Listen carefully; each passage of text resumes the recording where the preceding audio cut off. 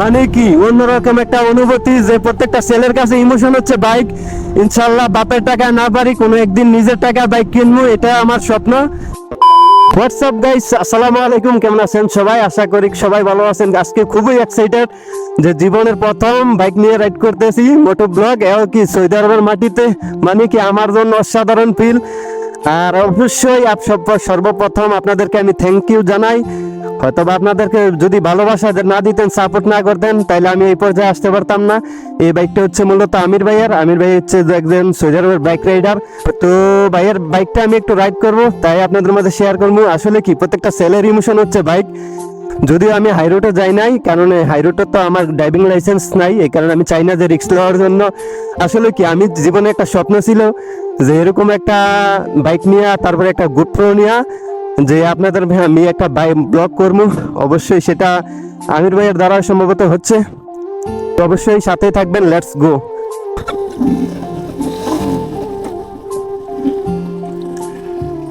ওহো, what a প্লিংস brother,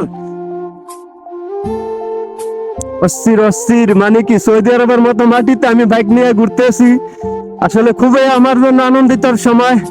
আবারও বাইকের প্রেমে পড়ে গেলাম। ইনশাল্লাহ কোনো একদিন যদি বাংলাদেশে যাই, তাইলে অবশ্যই একটা বাইক কিনবো, আমার যেটা স্বপ্ন। আর দেখেন, এগুলো হচ্ছে যে সৌদি আরবের মাজরা এলাকার মধ্যে থাকি আমি। আসলে আমার মেইন রোডে যাওয়ার স্বপ্ন ছিল, তো যেহেতু আমার বাইকের লাইসেন্স নাই, বা এই কারণে আমি চাচ্ছি না যে রিস্ক নেওয়ার জন্য, কারণ যদি পুলিশে ধরে তাইলে সমস্যা হয়ে যাইব। এই কারণে আমি আপনাদের মাঝে মাজরার মধ্যে ঘুরে শেয়ার করতেছি, এদিকে যে লোক সংখ্যা কম।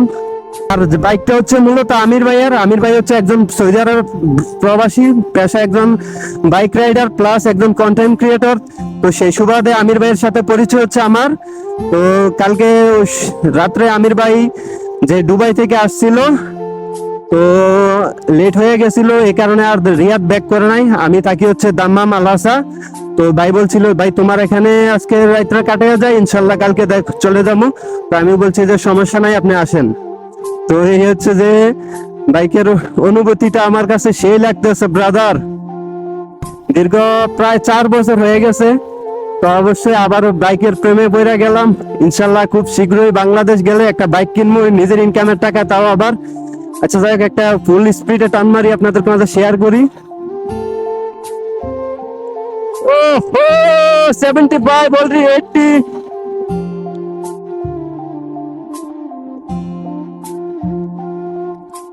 ওহো, 85, 86, 90। ওহো, 100 ব্রো, ড্রিম ছিল, স্বপ্ন পূরণ করে ফেললাম আলহামদুলিল্লাহ, যে 100+ বাইক তুলছি। আসলে কি এগুলো সম্ভব হচ্ছে একমাত্র আপনাদের কারণে, আপনাদের ভালোবাসায়। যদি আপনারা আমাকে সাপোর্ট না করতেন, তাহলে হয়তো বা আমির ভাইয়ের সাথে আমার কোনোদিন পরিচয় নাও হইতো, বা দেখাও না হইতো। এগুলো হচ্ছে সবকিছু আপনাদের অবদান, আপনাদের ভালোবাসা ব্রাদার। আমি আপনাদেরকে ধন্যবাদ দিয়ে ছোট করতে চাই না। আর যদিও 4 বছর পরে চালাইতেছি, তেমন একটা এক্সপিরিয়েন্স, মানে একটু আনইজি ফিল হইতে আছে। যাই হোক, ব্যাপার না, আল্লাহ কারিম। আসলে কি যে নিজের স্বপ্ন ভাই নিজের টাকায় পূরণ করবো কোনো একদিন ইনশাল্লাহ। যা আমার একটা স্বপ্ন ছিল যে বাইক দিয়ে মোটো ব্লগ করবো, গোপ্রো ক্যামেরা, তো আলহামদুলিল্লাহ সেই স্বপ্ন আমার পূরণ হয়ে গেছে।